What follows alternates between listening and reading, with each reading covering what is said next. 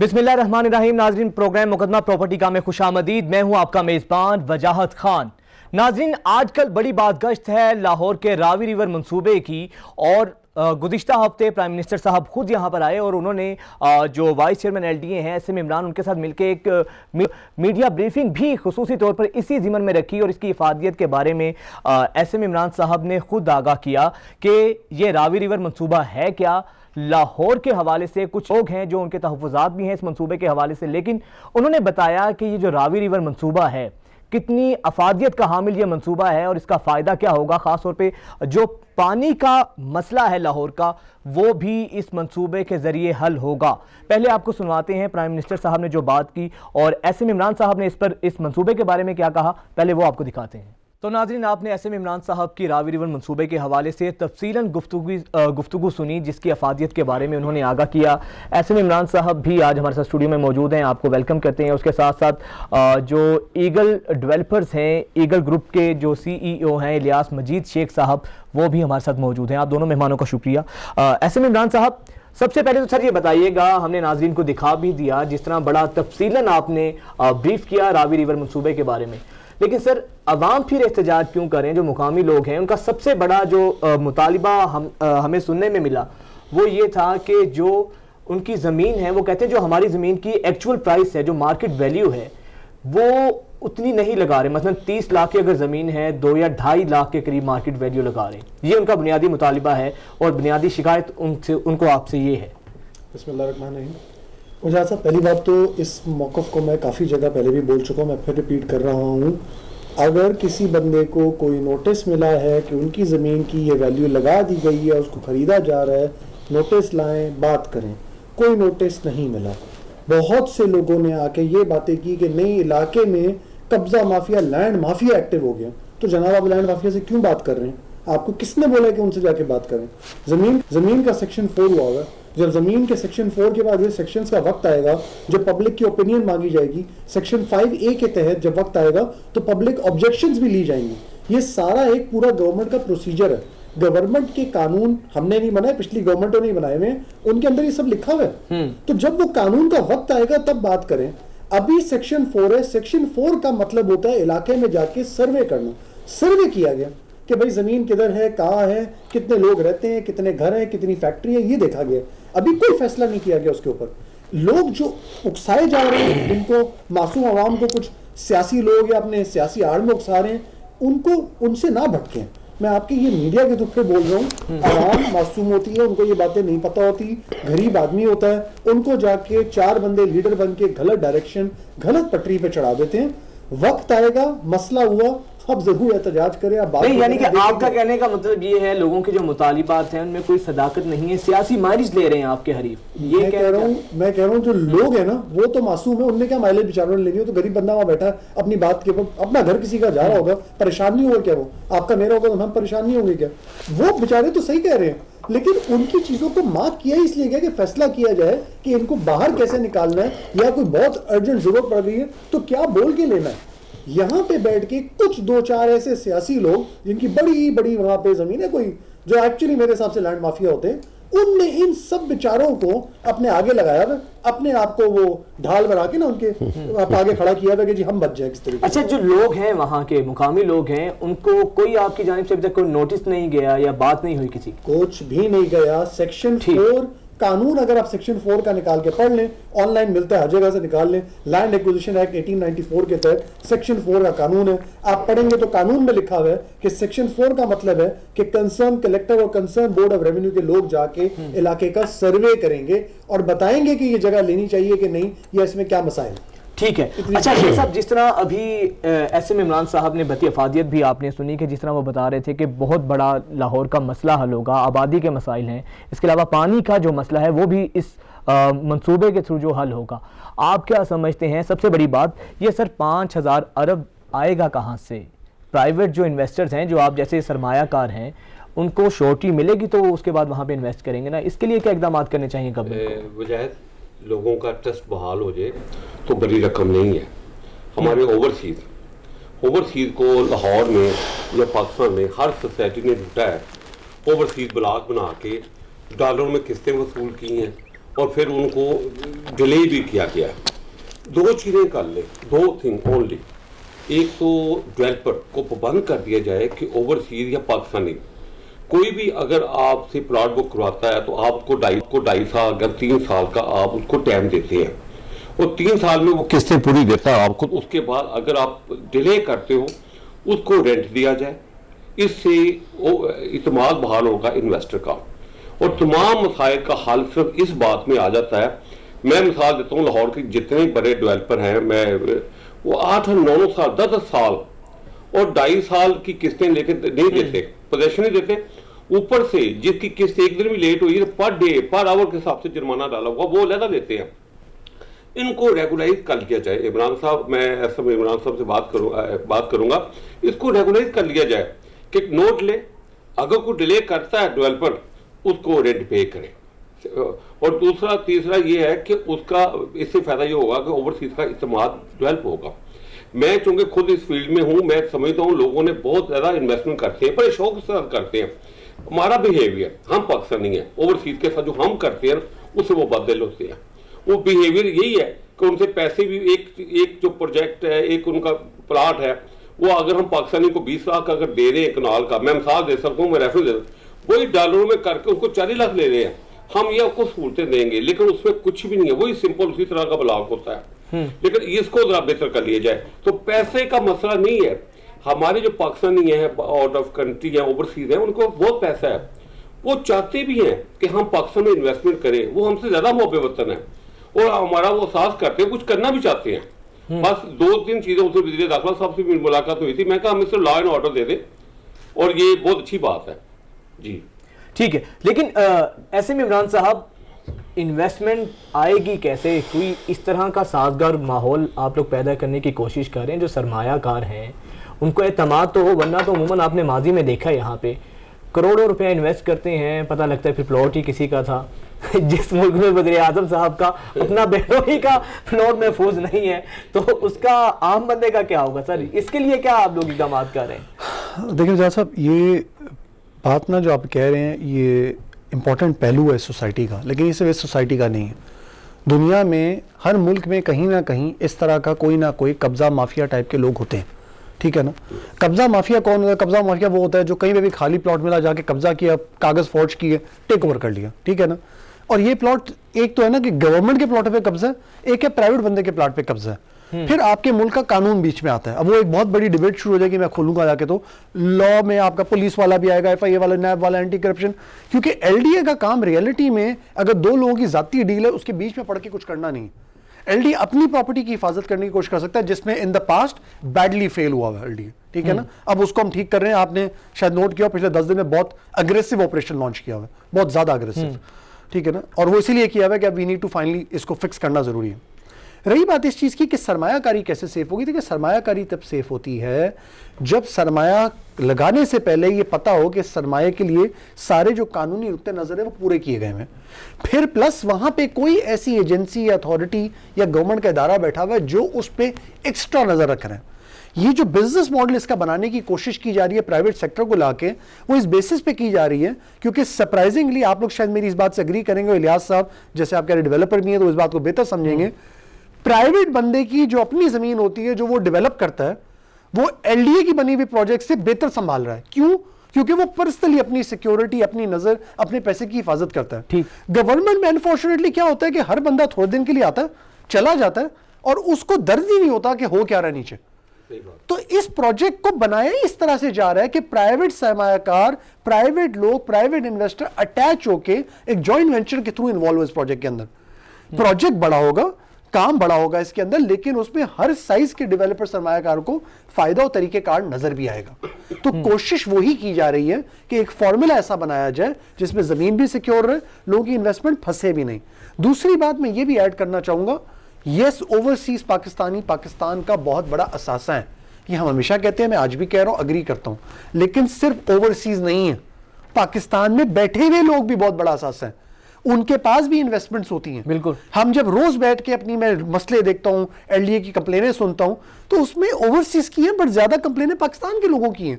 Investment यहां available है, पैसा पाकिस्तान में लोगों के पास है, क्या आप इस बात से डिसएग्री करते हैं कि पाकिस्तान में one of the highest philanthropy का रेट है, सबसे ज्यादा यहाँ पे पर कैपिटा ज़कात या इस तरह की खर्चा अल्लाह वास्ते पाकिस्तान में होता है? तो जब अगला बंदा अपनी जेब से पैसा ज़कात का निकाल रहा है तो वेल्थ कितनी होगी ये सोचा आपने उसकी? वेल्थ है तो निकल रही है ना, तो वेल्थ अवेलेबल है। द चैलेंज इज कि बहुत सी वेल्थ व्हाइट नहीं है, ब्लैक होगी, अब वो अलग कहानी है।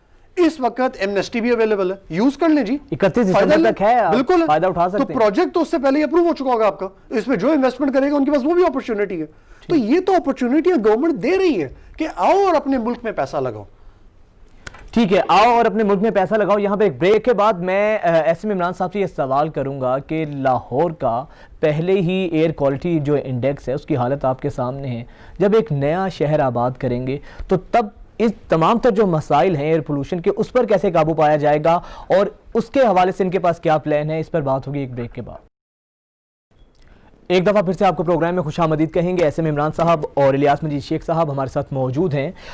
इमरान भाई बताइएगा, जो बात हो रही थी कि एक नया शहर बिल्कुल आबाद करना है, पहले ही लाहौर की एयर क्वालिटी इंडेक्स का हाल आपके सामने है, उस बारे में आपने क्या सोचा? अच्छा, थोड़ा सा इस पर ना मैंने, क्योंकि जब नए नए भी एलडीए में आए थे तो हमने इस पर काफ़ी काम करना शुरू किया था। हुआ क्या है लाहौर के अंदर, थोड़ा सा समझते हैं इसको। लाहौर एक शहर था, उस शहर में लेट्स से एक छोटी बाउंड्री थी, इसके अंदर अर्बन आपके फैब्रिक था, मतलब अर्बन आपकी बिल्डिंग कंस्ट्रक्शन सब थी। शहर को हम फैलाते गए, रोडें काटी, सोसाइटियाँ काटी, सब कुछ किया हमने। पर जैसे हमने इसको ऐसे फैलाया तो हमने दरख्त भी साथ साथ काट दिए।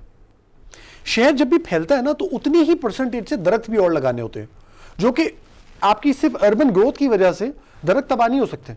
अर्बन फॉरेस्ट लग सकते थे आपके, हमने लिबर्टी में लगाए, माशाल्लाह बहुत अच्छा मॉडल चल रहा है। हमारे को स्पॉन्सर बीच में आए तो उनकी बड़ी मेहरबानी, सारा काम अच्छा चला। लाहौर का एक फॉरेस्टेशन ग्रुप है जो दिन रात इस पर मेहनत करता है, तो मैं उनको भी एक्चुअली क्रेडिट देना चाहूँगा कि उनकी बहुत खिदमत है लाहौर के लिए। एक्चुअली वो जिस तरह दरख्त के लिए लड़ रहे हैं, ऐसा दर्द कम लोगों में होता है और उसकी वजह से सीखने को भी उनसे बहुत मिलता है मुझे। वो शहर का जो फैलाव था उस पर दरख्त ही नहीं लगे, तो हुआ क्या कि एज अ परसेंटेज जब एक किसी भी शहर को देखा जाए ना तो एक मौजूद शहर का 15 से 25% का दरख्त का ट्री कवर होना चाहिए। लाहौर के शहर के फैलाव के बाद आज जब आप ट्री कवर निकालते हैं तो वो लेस देन 1% है, 1% से कम हो चुका हुआ है। अच्छा, अब उसको पूरा करने के लिए अगर मैं सिर्फ अपने एलडीए के एरिया में भी प्लान करता हूं ना, मैं दरख्त लगाने हैं तो मुझे 60 लाख दरख्त लगाना चाहिए सिर्फ इस इलाके में। अगर मैं वो लगाऊं तो मैं 15% पे पहुंच सकता हूं। हमने उसमें वर्किंग भी की है, पीएचए का डोमेन है तो कहते हैं वो करेंगे, उस पर एक गवर्नमेंट की खिशमिश होती है हमारी। बट पॉइंट ये है कि जिस जगह पे अब हम लगाने की बात कर रहे हैं नई एरिया को, हम ये बोल रहे हैं ऑर्गेनाइज डेवलपमेंट करें और वहां पे दरख्त, तो 60 लाख दरख्त लगाने का प्लान है इसमें। 1700 एकड़ का फॉरेस्ट शादरा और झोंक रिजर्व फॉरेस्ट का एरिया इसमें आ रहा है, जिसके अंदर अच्छा, ये इस मंसूबे का हिस्सा है उसके अंदर आ रहा है। ठीक है, वो फॉरेस्ट रिजर्व एरिया, उसको फॉरेस्ट ही रखा जाएगा। बाकी मैं एड ऑन ये बता देता हूं कि उस 1700 एकड़ में से अगर आप देखेंगे जाके, मैंने जीआईएस की कल मैपिंग भी निकाल के देख रहे थे हम, वहां पे तकरीबन 800 एकड़ ऐसा है जहां पे अभी दरख्त लग सकते हैं, तो वो लगा के ये 60 से ऊपर आ जाएंगे, 6 से 8 लाख और दरख्त लग जाएंगे। तीसरी बात, अभी एलडीए में जैसे हमने नए रूल्स बनाए, और दो ये रूडा रावी की अथॉरिटी एलडीए से अंदर नहीं है, बिल्कुल अलग है, हट के, ठीक है, बट हमने एलडीए के जो नए लॉज बनाए उसमें एक, अगर आपके 5 मरले का घर आप बनाते हैं, हम आपको कंप्लीशन सर्टिफिकेट नहीं देंगे अगर 5 मरले पे एक दरख्त नहीं है, 10 पे 2 नहीं है, कनाल पे 4 नहीं है, ऐसी शर्त लगाई है। अगर वो शर्त इसके अंदर एडअप की जाती है तो ये मल्टीप्लाई होकर करोड़ दरख्त तक जा सकता है। समझने की बात यह है कि एक ऑर्गेनाइज डेवलपमेंट हो जाएगी इसके बीच में। उस ऑर्गेनाइज डेवलपमेंट से अगर आप ये ग्रीन एरिया सेट करते हैं तो मसला हल हो जाएगा। और दूसरी बात, किसी से ढकी छुपी बात नहीं है, सिंगापुर एक दुनिया की बड़ी फास्ट ग्रोइंग अर्बन सिटी है, बड़ी बड़ी बिल्डिंगें, हाई राइजेस हैं, हमारे यहाँ तो उस बिल्डिंग के काबिल भी कुछ नहीं है। सिंगापुर जैसे शहर में आज अगर आप जाके ट्री कवर निकालेंगे तो 20% के करीब है, तो अगर उस शहर में 20 हो सकता है तो यहाँ क्यों नहीं हो सकता? बिल्कुल, यहाँ नियत चाहिए, सिर्फ नियत चाहिए। शेख साहब, वैसे प्रोग्राम से पहले यही तहफ़्फ़ुज़ात मुझे थे इस मंसूबे के हवाले से, लेकिन एयर क्वालिटी के हवाले से जिस तरह इमरान साहब ने बात की है, तो मेरा ख्याल है इसकी मुखालफत की कोई वजह फिर बनती नहीं है, जिस तरीके से एक पोर्ट्रे किया जा रहा है उस चीज़ को। वजह बिल्कुल सही है, अभी इमरान बात की है इमरान साहब ने कि इससे एयर इंडेक्स क्वालिटी लाहौर की अच्छी होगी, ऑर्गेनाइज किया जाएगा, क्योंकि जैसे लाहौर की आबादी बड़ी है उस तरह इसकी प्लानिंग नहीं की गई, उस तरह इसका सीवरेज सिस्टम नहीं है। तो मैं समझता हूँ कि ये जो काम आज शुरू हुआ ये पहले होना चाहिए था। मैं पढ़ रहा था ये मेरा मनसूबा कि जो 49 का शायद डीसी था, पहली प्रपोजल उसने दी हुई है 49 में। देखें, उस वक्त के डीसी को भी सलूट करना चाहिए कि उसने उस वक्त पानी का पोल्यूशन का होना चाहिए था। लेकिन बात एक और है कि हमारे जो लोग हैं, हमारे जो इदारे हैं, जो तबादला होके आते हैं तो वो लूट मार के चक्कर में और कुछ नहीं करते। उनका ये होता है कि आज मैं सीट पे हूँ, कल हूँ कि नहीं हूँ, इस तरह लूट मार बची हुई है। मैं कहता हूँ अगर ये कोई भी प्रोजेक्ट हो प्राइवेट सेक्टर के बगैर नहीं हो सकता, क्योंकि गवर्नमेंट का काम है पॉलिसी देना, ये पॉलिसी दें और इसका एक साथ किस्म का SOP बनाएं ताकि डेवलपर अच्छे लेके आए, डेवलपर को लेके आए, फिर इनका SOP होगा, इनकी निगरानी होगा तो काम बेहतर होगा।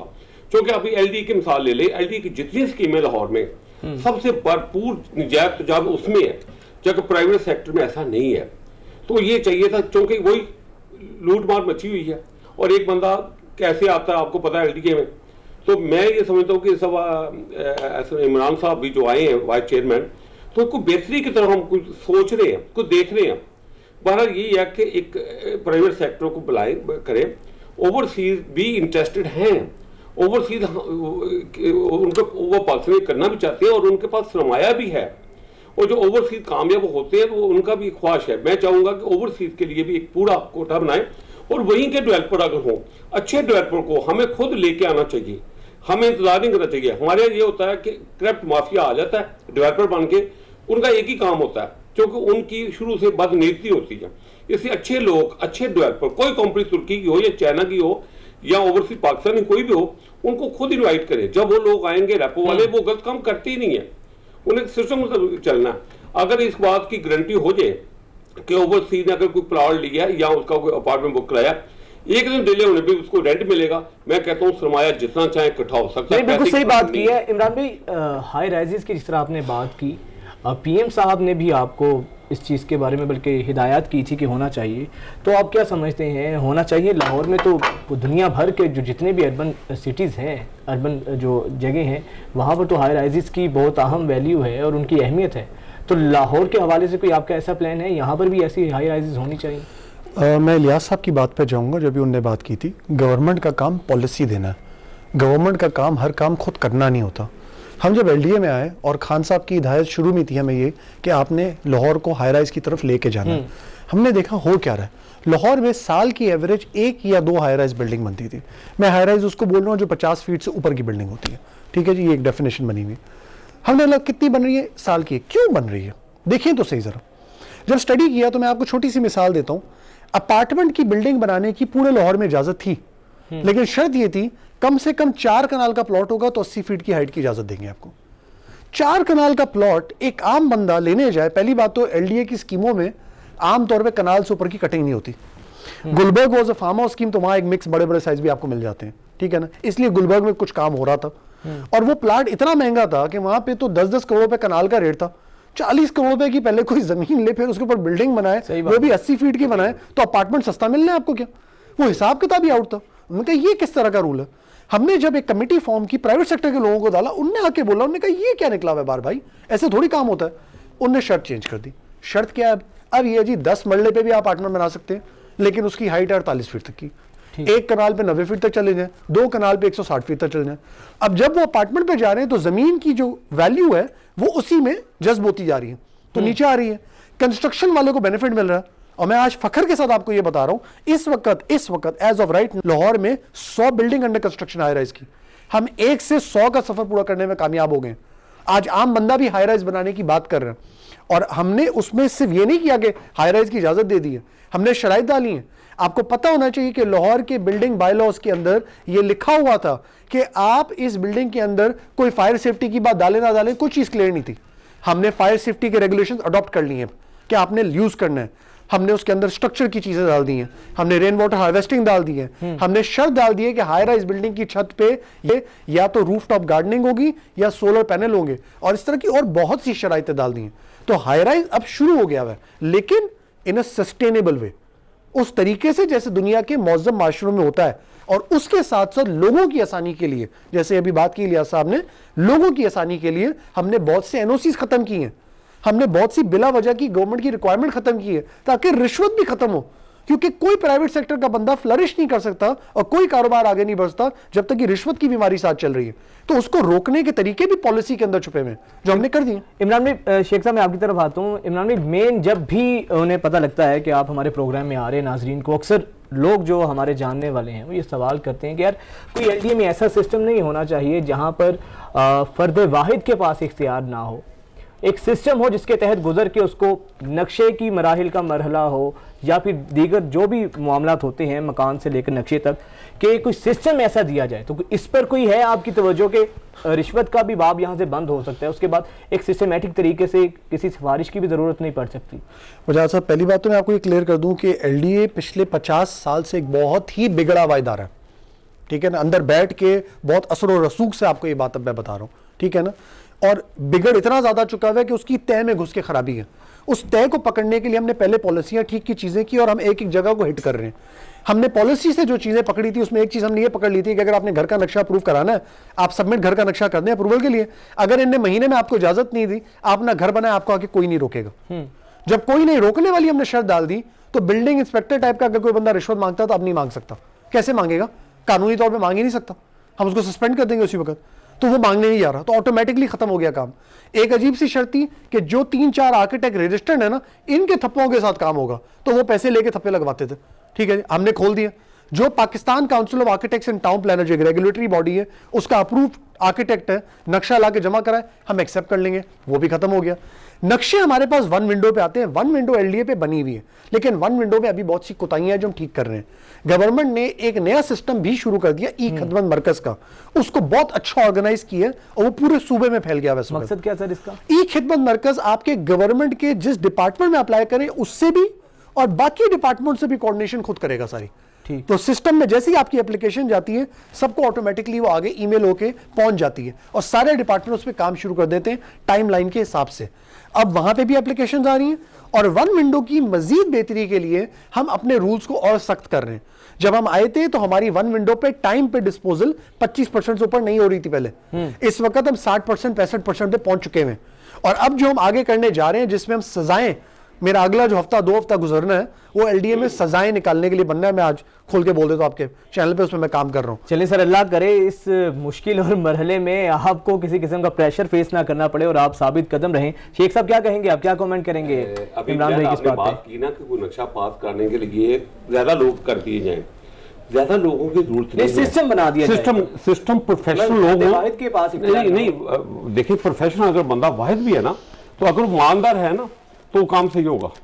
अगर सिस्टम में आप 4 बंदे डालेंगे तो 4 बंदे उसको डिले करते हैं, डिले पे डिले करते हैं और हर अपनी जेब बनने की कोशिश कर रहा होता है। हमें जरूरत है प्रोफेशनल बंदों की, जैसे प्राइवेट सेक्टर में प्रोफेशनल बंदे हैं वो काम कर रहे होते हैं, इसी तरह अगर प्रोफेशनल लोग आएंगे सिस्टम ऑटोमेटिक बेहतर होगा। ज्यादा बंदे डालने से ये होता है कि वो सिस्टम आपकी डिले भी होता है और आपका रिश्वत भी ज्यादा होती है।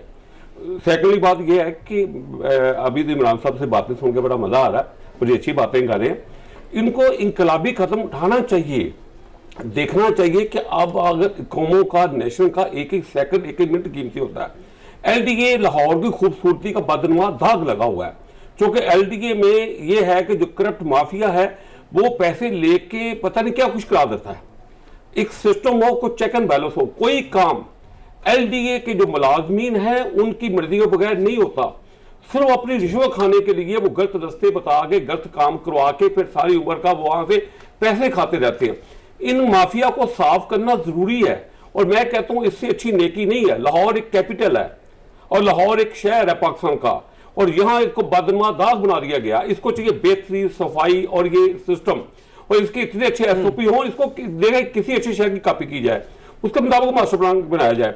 और ये मैं समझता हूँ जो इनका रावी फ्रंट वाला मनसूबा है वो लाहौर को एक बदले का एक नया ठीक है। शेख साहब बिल्कुल सही किया है और वाकई ही में ये मंसूबा वाकई ही में लाहौर की जो तकदीर है उसको बदल सकता है। मुझे क्लोजिंग की जानिब जाना है। इमरान भाई लास्ट कमेंट कीजिएगा, कब तक ये मंसूबा पाए तकमील तक पहुँचेगा और कब तक हम उम्मीद कर सकते हैं कि गुज़िश्ता मंसूबों की तरह ये मज़ीद डिले का शिकार नहीं होगा? आपकी ही मुद्दत में ये मंसूबा कम अज़ कम काम होता है, इस पर दिखाई देगा हमें। देखिए, एक चीज़ इस गवर्नमेंट की क्लियर तरजीह में है कि हम वो मंसूबा सिर्फ नहीं करना चाहते जो इस गवर्नमेंट के अंदर ख़त्म हो जाए। विजन बना के कर रहे हैं, आगे भी चलता रहे, लेकिन अच्छी चीज़ बने, सही बने। हर गवर्नमेंट ऐसा मंसूबा पकड़ती है जो अपने टाइम पे ख़त्म कर दे और उसके बाद बोले मैंने इस पे वोट ले लिया। ऐसा कोई तरजीह इस गवर्नमेंट की नहीं है। वो मंसूबा करना है जो सही है, अच्छा है, शहर के लिए और मुल्क के लिए ज़रूरी है, आवाम के लिए ज़रूरी है, चाहे उसमें वक्त भी लग जाए। लेकिन आपका जो सवाल इंपॉर्टेंट है, जो लॉन्ग लास्टिंग इफेक्ट मुल्क के फायदे के लिए हो, नुकसान के लिए ना हो। छोटी छोटी रोड बनाने से क्या हो जाता है, करना है तो वो करें जिससे दुनिया याद रखे और पाकिस्तान के लोगों को फायदा मिले। ज़रूरी चीज़ ये इस बात के अंदर मैं आपको बोलना चाहूँगा, जो आपका सवाल था कि ये तकमील पे कब आएगा, इसको मंसूबा नहीं, इसको एक शहर माने। इस्लामाबाद एक शहर था, प्लान था, इसलिए वक्त के साथ बना और कंपैरेटिवली बेहतर ऑर्गेनाइज्ड है। ये भी एक शहर है, प्लान के साथ बनेगा, वक्त लगेगा बनने में। जहाँ तक रही बात इसको शुरू कब तक कर दिया जाएगा, प्राइम मिनिस्टर साहब इसमें रोज़ ये कोशिश कर रहे हैं कि इसको स्टार्ट सही करें, लेकिन हम ये भी इंश्योर करना चाहते हैं कि गलत स्टार्ट ना हो जाए। डायरेक्शन देख के, प्लान करके, तरीके से इसको ला के लोगों को इंगेज करना ज़रूरी है। उस पर काम चल रहा है इस वक्त। अल्लाह ने चाहा अगर हमने इसके मास्टर प्लान को तरीके से लॉक कर लिया, हमारे इन्वेस्टर्स, डेवलपर्स जो इसके साथ काम करना चाहते हैं उनसे अंडरस्टैंडिंग बिल्ड हो गई, तो 3-4 महीने के अंदर आपको ग्राउंड पे काम नजर आएगा। चलिए, हमारी दुआ है, आपके साथ नेक तमन्नाएं हैं कि ये जो अवामी मंसूबा है ये अपने पाए तकमील तक पहुँचे और इसका आगाज़ भी जल्द अज जल्द हो। मुझे इजाज़त दीजिए, अगले हफ्ते फिर आपसे मुलाकात होगी अल्लाह ने के बाद।